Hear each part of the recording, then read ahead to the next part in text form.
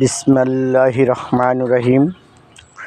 প্রিয় দেশবাসী, এই যে গাছটি দেখতেছেন,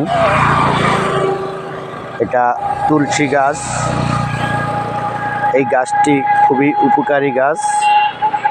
আপনারা জানেন, ছোট বাচ্চাদের কাশি হইলে কাশ যদি না সারে, এই গাছের পাতাগুলো নেবেন, নিয়ে ভালো করে পরিষ্কার করবেন, পাতাগুলোর থেকে রস বার করবেন, সাথে একটু মধু দিবেন, দিয়ে আপনার একটু গরম করবেন, গরম করে ছোটো বাচ্চাদেরকে খাওয়াই দিবেন।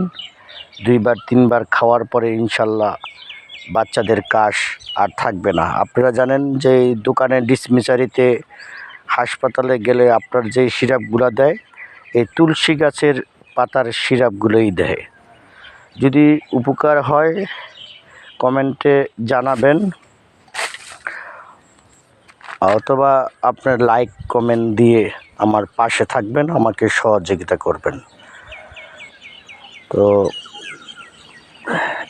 এই তুলসী গাছ প্রতিটা মানুষের বাড়িতে রাখার দরকার আছে। একটা হলো সাদা তুলসী, একটা হলো কালো তুলসী।